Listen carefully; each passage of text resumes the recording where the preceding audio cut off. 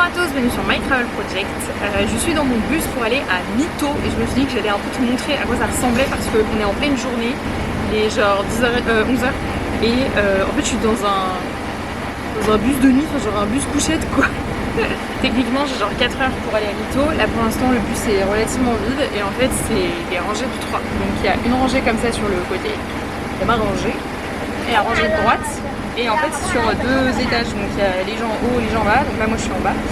Et en fait tu peux genre complètement t'allonger, donc c'est assez marrant. Et genre là techniquement t'as même un endroit pour les pieds où tu peux genre ranger tes affaires et tout ça. Et donc là le bus va bientôt partir et on est peut-être 5-6 personnes dans le bus max. Donc voilà, c'est parti pour 4 heures de bus. On a eu des bus un peu plus luxueux que ça pour l'instant, mais bon c'est vraiment très bien, genre pas de problème quoi. Et du coup c'est parti pour Mito.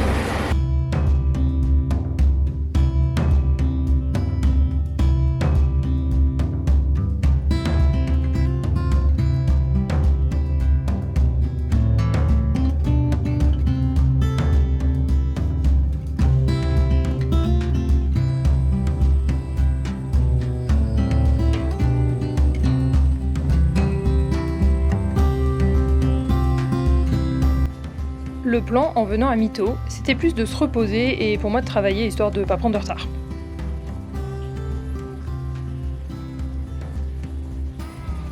Donc le lendemain, j'ai bossé la matinée et ensuite on a profité de la piscine l'après-midi.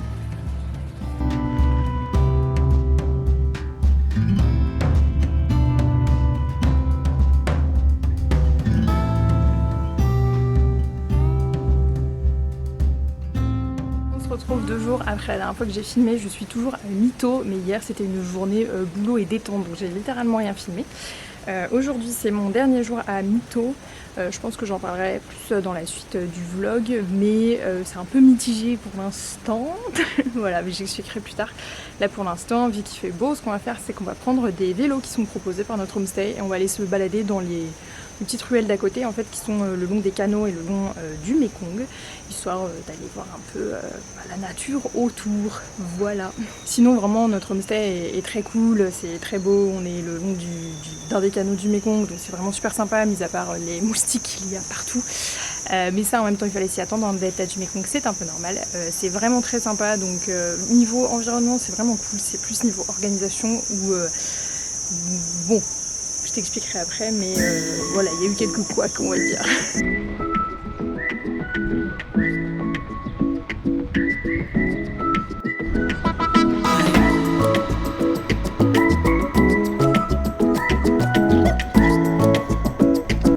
Bon là ça doit faire 20-25 minutes à peu près qu'on fait du vélo dans le petit village dans lequel on est et c'est vraiment cool. Par contre en fait il n'y a pas de possibilité de faire du vélo ou même de marcher genre vraiment sur les bords du Mekong. C'est vrai qu'on y a un peu réfléchi, mais culturellement c'est plus un truc entre guillemets de chez nous d'avoir des petites promenades le long des fleuves et tout ça, mais genre pas du tout ici, eux ils ont leur maison et puis voilà quoi. Mais c'est quand même très sympa parce qu'on a trouvé un canal qui n'est pas le nôtre et mon copain vient de trouver un endroit sur lequel on peut descendre pour aller faire des photos, donc je vais le rejoindre. Mais je pense qu'après on va pas tarder parce que il fait un petit peu chaud, voilà. Donc c'est très bien quand il fait beau, même en pleine saison des pluies. Par contre c'est coup de soleil assuré quoi, donc faut faire un peu attention. On a trouvé un petit canal plutôt sympa, bon mis à part les fils de vent, mais bon on est au Vietnam hein, donc on n'y change rien. C'est vraiment sympa.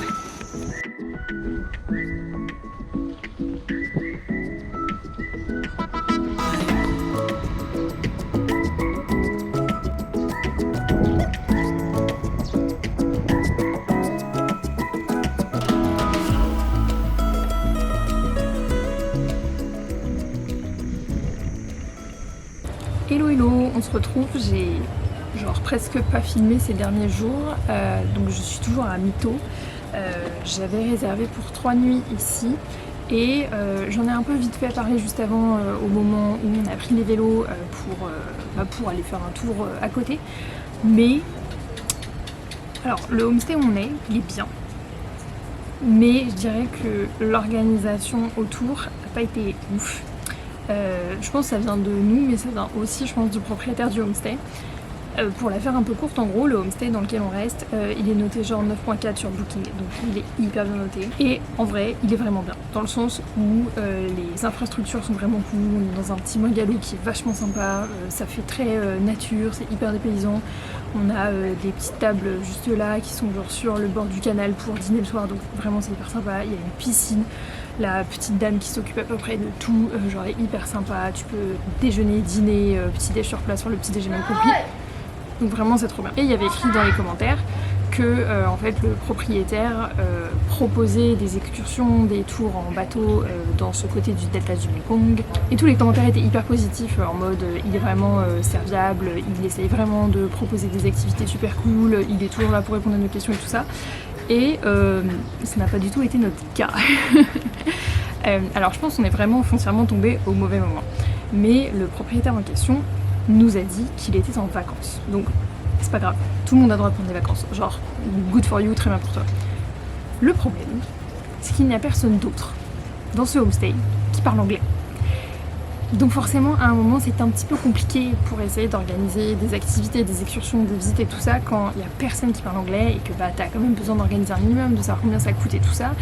Et pourtant, j'ai Google Traduction téléchargé avec le fichier vietnamien, même téléchargé hors ligne et tout. Et c'est d'ailleurs avec ça qu'on réussit à commander, à bouffer le soir au homestay, parce que la petite dame qui est genre un amour et qui s'occupe de littéralement tout le homestay parce que le proprio n'est pas là, genre littéralement elle fait tout, elle est un amour tout ça, mais elle ne parle pas anglais.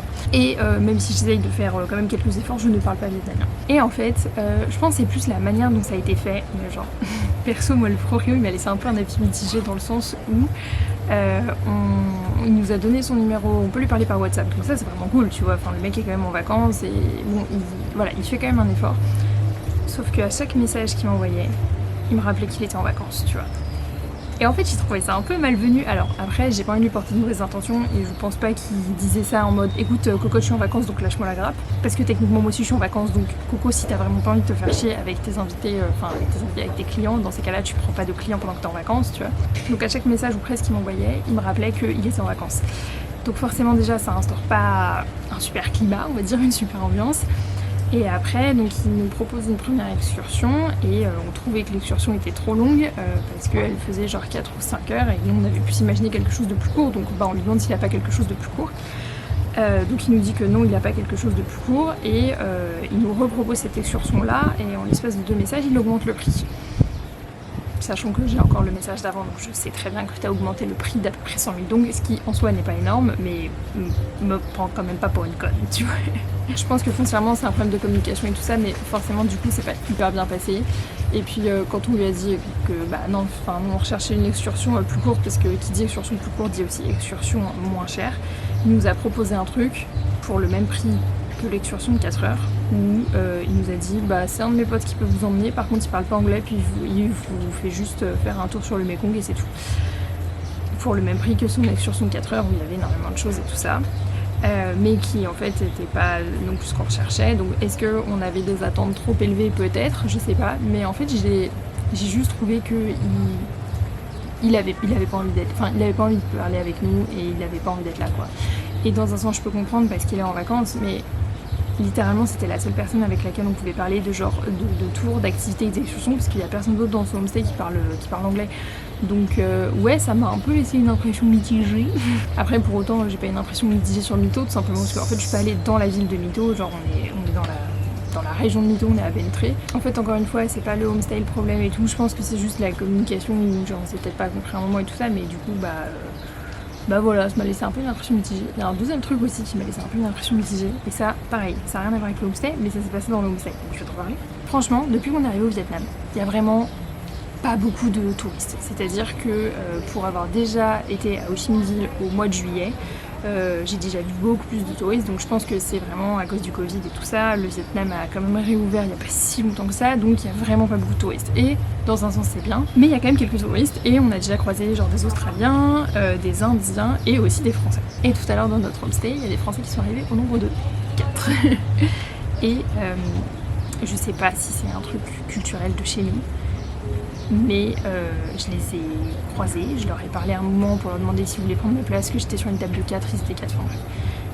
Et en fait ils ont été, je vais pas dire désagréables, Mais en fait, ils m'ont juste snobé quoi. C'est-à-dire qu'à un moment, ils arrivent les 4 en face de moi dans un petit chemin, on pouvait pas passer à 2, et du coup, bah, genre, je me range sur le côté pour les laisser passer. Genre, il y en a aucun qui dit merci, il y en a un qui m'a regardé, genre, dans le blanc des yeux, et puis c'est tout. Et j'étais en mode, mais putain, mais enfin. Faut tellement pas qu'on s'étonne d'avoir une réputation de merde à l'étranger en fait. Et genre ça m'a un peu surprise quoi, enfin, parce que les autres Français qu'on a rencontrés évidemment étaient cool, donc j'ai pas envie de faire une généralisation sur les Français parce que j'ose espérer qu'on n'est pas tous comme ça, mais c'est là il y a eu un groupe de 4 comme ça, il y a 2 autres filles aussi qui sont dans notre homestay pareil, genre elles ont très bien compris qu'on parlait français aussi parce que c'est littéralement le bungalow à côté d'une autre et que genre tout le monde s'entend, et genre pas un mot, c'est à dire qu'elle nous passe devant, elle ne regarde pas et tout, donc c'est pas faute d'avoir essayé de dire bonjour et de faire du eye contact, mais apparemment ça fonctionne pas. Donc ouais, un peu dommage. Après je sais qu'il y a des Français, genre ils veulent pas être avec d'autres Français quand ils sont étrangers, ce que je trouve complètement débile, mais c'est pas grave. Mais c'est pas parce que tu peux pas être avec d'autres Français étrangers que ça t'empêche d'être genre, d'avoir genre, tu sais, les minimums de politesse de base, tu vois. Mais bref. Donc là du coup c'est notre dernier soir à Mito, et en vrai là je te raconte genre que des côtés genre pas ouf. À côté de ça c'était vachement cool, hein, genre on s'est baladé ce matin, c'était super sympa, l'eau c'était hyper cool, on s'est bien reposé, moi j'ai un peu travaillé, donc trop bien. En fait c'est juste que j'ai pas envie de mettre en avant que les côtés trop cool, de genre ouais je voyage, c'est trop cool, alors que bah parfois il y a aussi des trucs qui se passent un peu moins bien, notamment le fait que du coup demain on rentre à Ho Chi Minh Ville, et en fait on va passer 2 jours à Ho Chi Minh Ville, donc demain et après-demain, et en fait on a déjà visité Ho Chi Minh Ville techniquement, mais on rentre là-bas avant déjà notre prochaine destination, mais on y passe plus spécifiquement 2 jours parce que lundi je vais voir mon filleul. Donc si tu ne le sais pas, je parraine un petit garçon depuis 9 ans maintenant par une association. Donc je te mettrai dans l'écran, dans la barre d'infos et tout ça, la vidéo où je parle de ce parrainage si ça t'intéresse.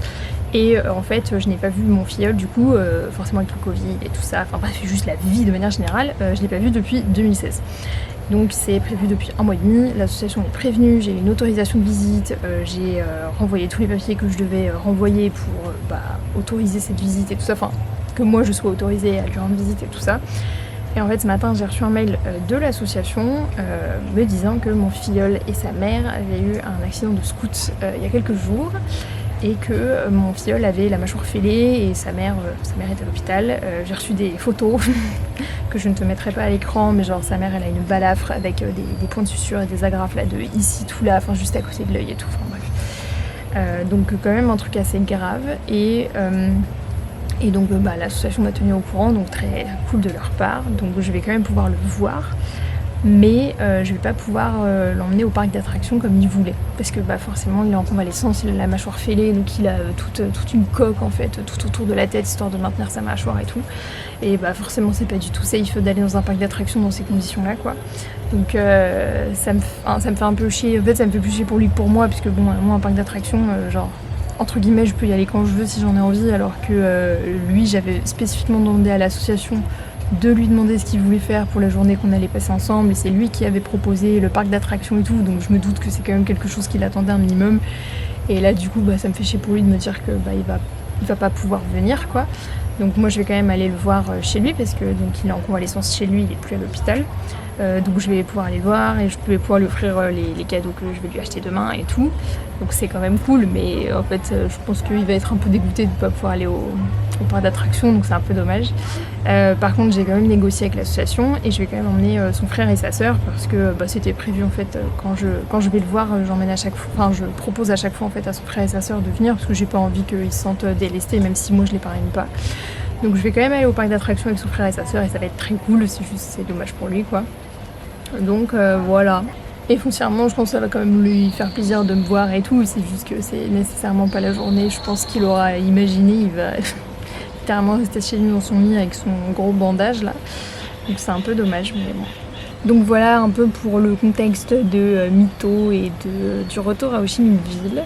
Je sais pas si je filmerai Ho Chi Minh Ville, peut-être un peu, mais ça va pas du tout être en mode guide de voyage où je te montre mes visites et tout ça, parce que littéralement je vais pas faire de visite, je vais aller faire du shopping pour mon filleul et son frère et sa sœur, et après je vais aller voir mon filleul, donc voilà.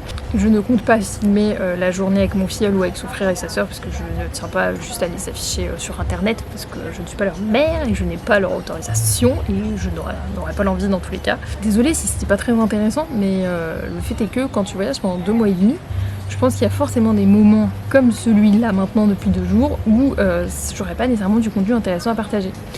Et comme cette chaîne, c'est de partager ma vie quand je voyage, et mes voyages, bah voilà le contenu que tu as aujourd'hui. Bref, n'hésite pas à me dire dans les commentaires ce que t'en penses, surtout de la situation avec le propriétaire, même si techniquement il n'y a pas de drama non plus, c'est juste... je sais pas, je l'ai pas trop bien senti en fait. Je pense que c'est plus ça. Mais après, c'est peut-être jugementif de ma part aussi, enfin voilà, je veux bien me remettre en question, enfin bref. Voilà, dis-moi ce que t'en penses dans les commentaires. Je sais pas si je finis cette vidéo maintenant ou si je filmerai un peu au Chumiville. On verra bien. Donc voilà, c'est tout pour ce vlog un peu blabla à mytho, mais c'est aussi mon dernier vlog au Vietnam. J'espère que tu auras aimé découvrir ce pays avec moi et que tu continueras à me suivre dans mes aventures pour une prochaine destination. J'espère que ça t'aura plu et nous on se retrouve bientôt dans une prochaine vidéo. Ciao!